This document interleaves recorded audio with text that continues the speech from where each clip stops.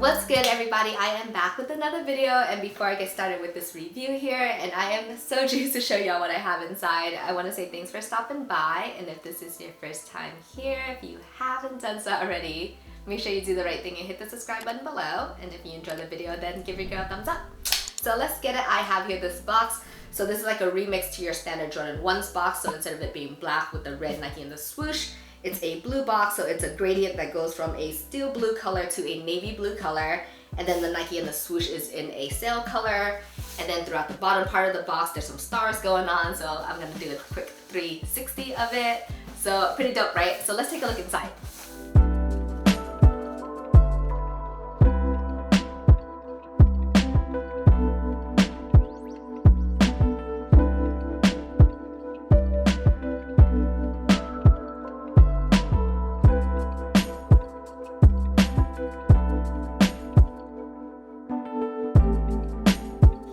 This is the Trophy Room Air Jordan 1, and sometimes people call it the freeze-out pair. And so pretty much they're an elevated version of the Chicago 1's, and they are so dope. I'm a huge fan, and I'm so glad I was able to get my hands on these so I can review them.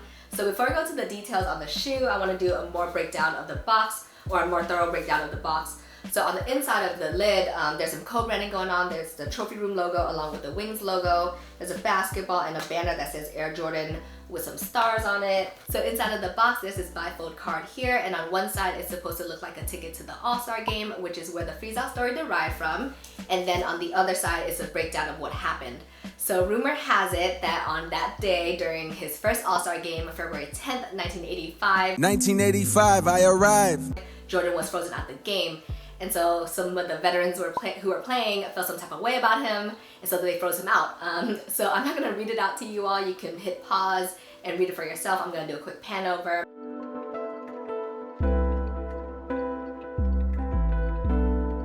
So it's a cool detail to include with the shoe. It gives it a nice backstory for those who are unfamiliar. And then for the tissue paper, it comes with two sets. So there's a sail color here, and then there's a white color here. So let's go to details with the shoe.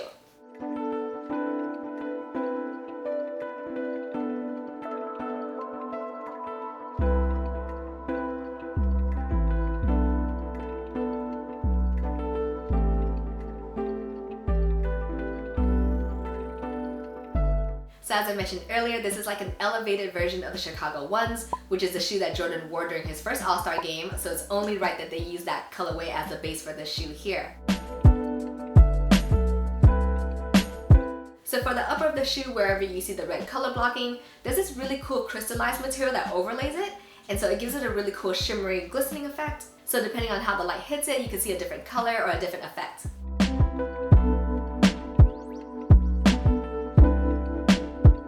For the toe box as well as the quarter panels behind the swoosh, it's in a really bright white color, and the swoosh and the color are both in black, so the color blocking is very classic, just like the Chicago 1's. However, another feature that's different between the Chicago 1's and these right here is that there's white stitching for the red color blocking, whereas for the Chicago 1's, it's in red instead. And then in true Jordan 1's form, there's a Wings logo on the lateral side where the ankle collar is, and this is imprinted in black. And so depending on how the light hits it at a certain angle, it is a little bit more difficult to see, but if you look at it straight on, it's a lot easier. And the same effect applies to Michael Jordan's signature on the lateral side of the heel. So let's take a look at the right shoe.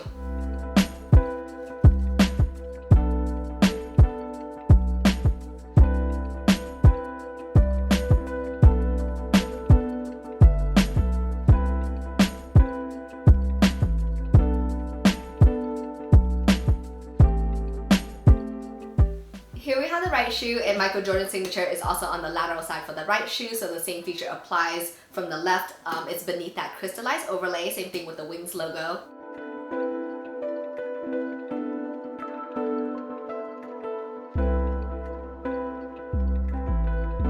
For the inside of the shoe, this is a black mesh sock liner, and then stitched on the medial side on both the left shoe and the right shoe, it says rumor has it in white.